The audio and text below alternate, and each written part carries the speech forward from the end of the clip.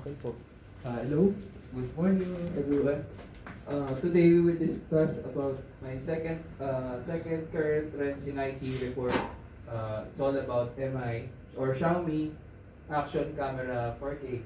But before we start about the topic, can we have a little video, ma'am? Okay. Ayan po.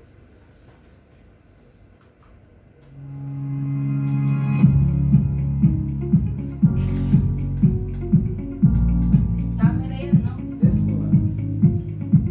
Okay, gusto ko ganun ka-sexy. Hindi naman ganyan kapayat. Oh, talaga ba?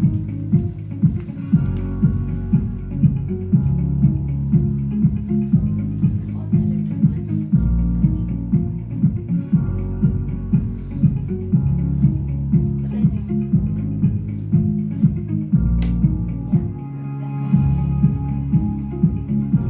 Yeah, that's better.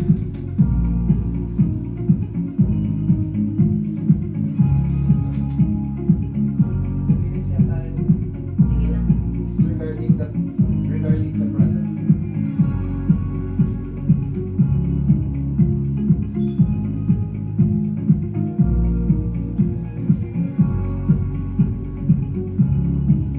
So, tawagin mo nga sa tawagin sila. Audience ka. Mabel? Pwede na po ako. Ako. Ay, medyo pala kayo. Mag-audience ka muna dito. Re-record sa mabilis lang yan. Wait, wait. Mabilis lang, mga 1 hour. Ipapa-question. Mga 1 hour lang. Ano mo kayo lang dyan?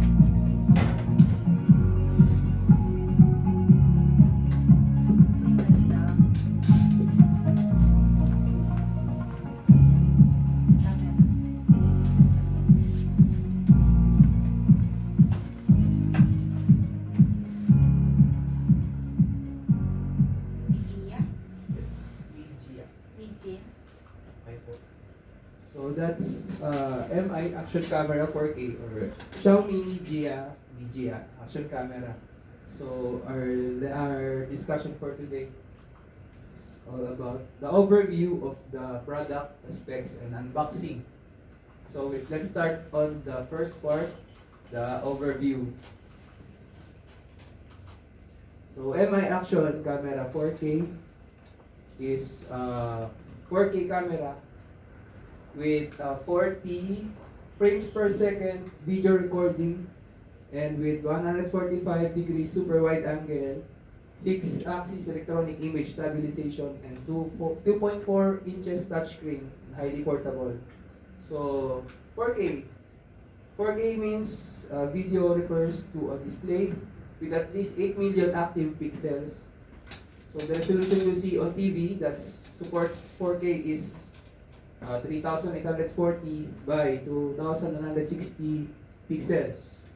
Pag sa camera, for camera, resolution is 4096 by 2160 compared to the previous standard HD. The HD was 1080 pixels or having 1920 by 1080 pixels. So 4K is much sharper and results in higher capacity rather than the HD. So it's the quality of the 4K is much better than the HD.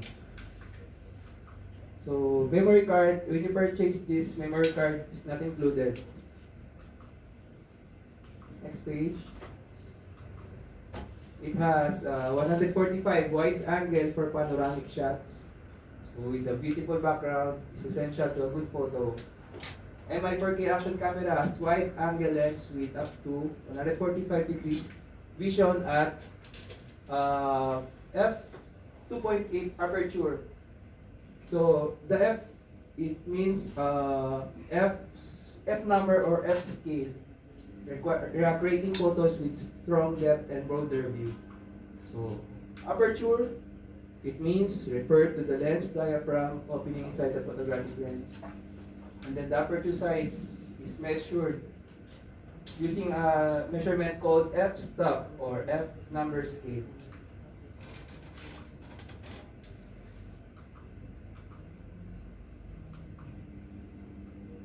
So other features of this camera has a time-lapse mode, slow motion mode, exposure delay mode, high speed burst mode. So 4K, 40, 30 frames per second video recording. So mentioned a while ago. And then time-lapse mode. So at higher speeds, things that normally seem so stable spring to life. And MI 4K action camera supports shooting intervals of 0.5 seconds, 1, 2, 5, 10, 30, 60 seconds, and a variety of video length option in time-lapse mode. So if we use the time-lapse mode in this camera, the video will become like this.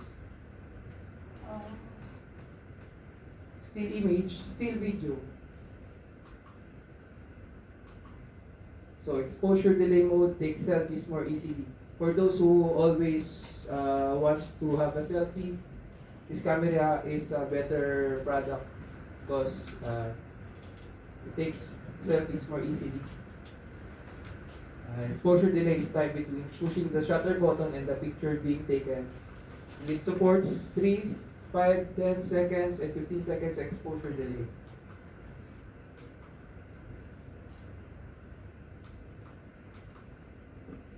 So take photos regardless of time and place. Professional settings for high quality pictures. Supports RAW format for rich and editable details. So high quality imaging using Ambarella A12S75 chip. This chip deliver high quality video and photos. So if the photo is like this, and then if we use a camera with this kind of chip, the resolution of the photo is much better. This one. So output formats JPG, and then this one RAW, I don't know. And then the video output format is 4K at 30 frames per second, 1080 pixels at 100 frames per second, 720 pixels at 200 frames per second. 7-piece lens for a clear image. So as we see in the video, it has 7 layers of lens. It includes a low dispersion lens with additional UV coating, IR filter or infrared filter, ensures better transmittance and clearer images. So advanced sensor captures more light. So it uses sensor, this kind of sensor, Sony MIX317, uses massive 1.62 micrometer to capture more light, ensuring high quality video and photos even in low light. So what it means, what micrometer means is a metric system or SI unit of length equal to 1 million of a meter or about at tenth of the size droplet or mist or fog. So it also commonly known as a micron. So it also has 6-axis EIS for perfect stable shots. For electronic image stabilization or EIS is an image enhancement technique that uses electronic processing. MI4K action camera pairs Bosch BMI 160 MIU with a built-in 3-axis gyroscope and 3-axis accelerometer to capture smooth and stable pictures. So 3-axis this one, the meaning of 3-axis accelerometer and then the 3-axis gyro. Simple to use professional compact camera because it has 2.4 inches screen. It weighs 99 grams, battery included. And then 120 minutes of capacity of the battery. And then Wi-Fi and Bluetooth enabled. So quick operation with 2.4 touch screen, as we see in the picture. Lightweight and easy to carry. And my 4K action camera weighs just 99 grams and has a body size of 71.5 by 42.7 by 29.5 millimeters. So it's very handy and very compact. So small. So large capacity of battery, 120 minutes continuous usage. So built-in Wi-Fi, Bluetooth connected by the app. But if we will use the Wi-Fi or Bluetooth, and then we will connect it to our mobile phone, we need to purchase FI 4K action camera app. And then it's sold separately. So next chapter, the specs or specifications of this product. So the dimensions or the size of this camera is 71.5 by 42.7 by 29.5 millimeters, and the color is black, no more other color, black. So this one, 71.5 is the base. The height is 42.7 millimeters, and the width is 29.5 millimeters. So, okay na po to. Next, package contents when you purchase this product included is the camera, one piece of battery, USB cable, user manual, and then the recommended SD cards for additional storage. This one, Kingston 32, Kingston 32 color blue, SanDisk 32, and then SanDisk Stream 32 also. Before we buy, we should check that the memory card should have 4K, because there are two kinds, 4K and HD. So if we buy HD and then we put it in this camera, it will not work.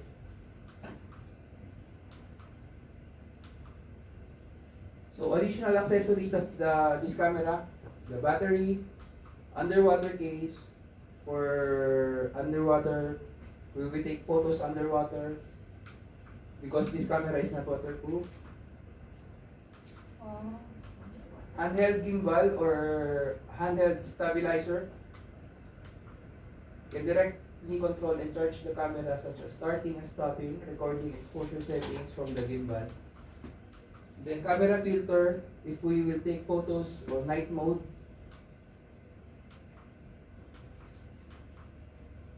And then selfie or tripod stick for those who always do selfies. Then safety precautions. Do not dispose of the batteries using fire. Strike the battery because it causes friction and it causes fire. And then don't store at low temperatures. Keep the lens safe from scratches and staining. Use only professional camera cleaning kit. Keep the camera dry and away from liquids. Hey, what's up? Today I want to take a quick look. Pwede pala. Sige, mga ilang minutes. 5 minutes. Ikat mo sa gitna na host. Hey, what's up? Today I want to take a quick look at Xiaomi's new small 4K camera. I've just had it for a couple of days, and this is my first footage that I took here crossing the road. It's not too bad even without a gimbal, but I do think it would look a lot better with. The wide-angle lens is distorting the image pretty much like a fisheye, especially on subjects closer to the camera. And if you switch to 2.5K video mode, you can change the width of the image so it's less wide and less distorted.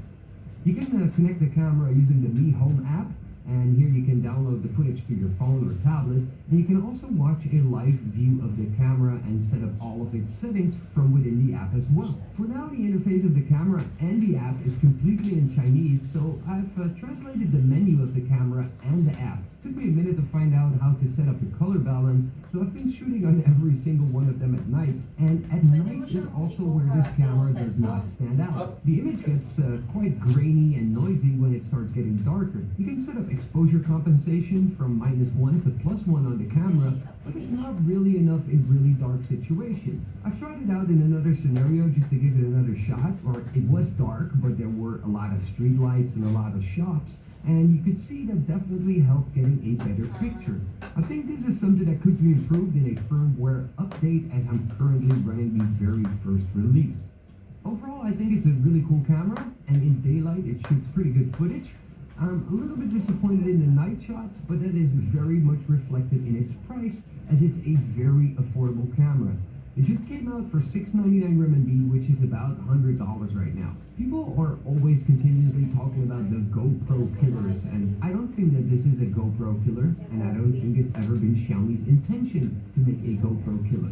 I think they wanted to make a decent camera that shoots good 4K video for a very competitive price, and that's exactly what they did. It performs really good in situations where you have enough light, and I'm really looking forward to seeing what the image will look like if they release this gimbal for the camera, which I really expect they will. If any accessories will be released, I'm probably going to do a video on those, and I might do another video after having the camera for a while, or when any significant software updates come out. As always, thank you guys for watching, and I hope to see y'all soon. Meron po isa muna. Pero wag na to. Accessories na to. Hey, what's up? 2 new accessories came out. So, for the last part, unboxing. So, this is MI Action Camera 4K. And then, Xiaomi Action Camera 4K Gimbal. So, how can we unbox? Pumili ka? Yes. How much is it? So, this memory card has 4K. Okay. So, we can use it here. Compatible. Yes, ma'am. Okay. It costs 168 pataka. So expensive. Yes. And then this Gagamitin mo one, sa vlog yan, no? tsaka bukas. Pwede bukas. Sige. And then this camera, Okay.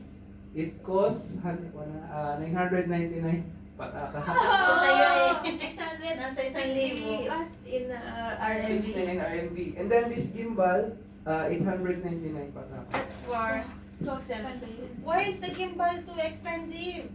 How much the gimbal again? Gimbal, handheld 899. stabilizer po. Why? So we check first. So this Hindi one. na ako magigimbal. Mas Para maganda saan kung yung gamitin mo. gimbal? Oh, For cute. selfie? Opo. Ang ganda. Basag mo, bayad mo. Ano yun parang Ma'am. Tingnan niya ako. Ang liit ang cute niya. Ang ganda. Ay, bakit nakalagay doon 99 grams? Battery included. Mm. Lalagay po yung battery sa loob. Hindi kahit pa. 99 grams is 1 kilogram. Hindi po. Ah, 100 grams. 999 999. pala. Pala. So, ibig sabihin, 0.10 grams lang siya. Parang Parang ganun. ganun. Ah, Pause. can we try? Yes ma'am, try po natin Oh, talaga. sige. Tatry natin. Talagang pa selfie siyang lit. And then this is the gimbal or the handheld stabilizer. Pwede bang gamitin ito na walang gimbal? Pwede naman po, kaso hawak-hawak niya ganyan. Ay, okay lang. Pang Sige. ano? Pang, So the gimbal ano ka lang. includes Pang ano ay detective. Saan ka bumili? sa I-square po, I-square. Ano yan? This is the gimbal, Wow. Latest yan. Kailan siya inirelease? 2018 po kami. 1 year? Ay, okay pa. So, small. Ang ini-expect ko mas malaki pa. Hindi, actually, hindi ko ma-picture out yung MM. Kasi usually tayo familiar sa inches. So how can we use this? Yun. Sige nga, Ano? testing. Gimbal is usually Wala pong charge. Yun. So I remove the cover of the lens. Yung ano yung parang selfie stick siya. So and then Yung tab yung lens. the USB slot. Okay. So we will insert it here. Okay. Careful. Mahal. Early Christmas gift ko sa Total, inabot ka ng 1.8. 2,000 plus mo kasi yung memory card. No? So insert the USB Yan, dapat hindi talaga kayo nagjojowa. and then Tama yan. O, Oli, wag ka muna magjowa para makabili ka ng gimbal. nag-gimbal din ako sa Yung unang sahod, may bili mo Ay, gimbal. Huwag ka naman mag-tuition. Ay, ganda na din na eh, oh. Pagtuloy mo ng bachelor, ha? so, Ay, very nice. Wow, may ikot. ikot po. Sige Para na, saan yung paikutin ikot? ulit. Tapos this one is the joystick so that we can control the... Napapaba yung joystick. Hindi po, gato na lang po talaga. So nice. Eh, paano pag madami? Di ba, magsiselfie ka, madami tayo. Nasa Yung ano po, yung LED siguro. Nag-a-adjust. O baka, oo, sa Parang settings. yung hirap lang naman. Drone. Parang drone. Testing niyo po kasi actually ako hindi ko O, ikaw naman, Ma'am Kate. Ayoko hawakan eh. Baka ako makabili. Paano ba to? Pindot Ito po yung gagalaw-galaw siya. Paano iti-take yung picture na? Left or Paano right? pag magka-capture ka po? Ito po yung capture. Sige nga. Let's try the capture. Try ko nga mamaya. Mag-selfie nga tayo. Dito. Testing nga, testing. Umiikot siya. Patay ko pala kanina. Nakangiti na kami. Paano mo makita na yung itsura namin dyan sa screen? Parang cellphone. Magalaw lang ang ulo niya. Affordable na siya kaysa yung watts ng Apple. Yung watts ng Apple 35. At least yung mahal. Ayaw ba? Ayaw magpunta sa image eh.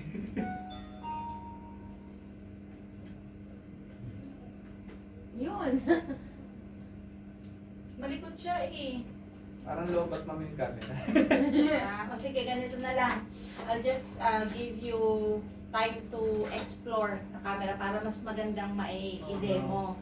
Opo. So, you're going to demo it on next meeting. Yeah, ganun na lang ha. Para you still have a lot of time na ma-explore siya, mas ma-explain mo siya, mas maganda yung report natin. Ha? Opo ma'am. Sige. Okay? Kasi possible magamit po natin ito bukas. Lobat po talaga siya ma'am. Oo. So, we need to charge it muna. At least nakita namin yung action. So, it's a very good point for you. Kasi you tried to provide. Cyril needs to go home. Hindi. Hindi ko na kailangan umikot yung camera ang iikot. Okay. Bye-bye. Thank you. Sana si ano? Yulinda. Send. Next, ano na lang, Mr. Ay, Jordan. wali! Gagamitin po natin ito bukas, ma'am. Pwede. Oo, sige.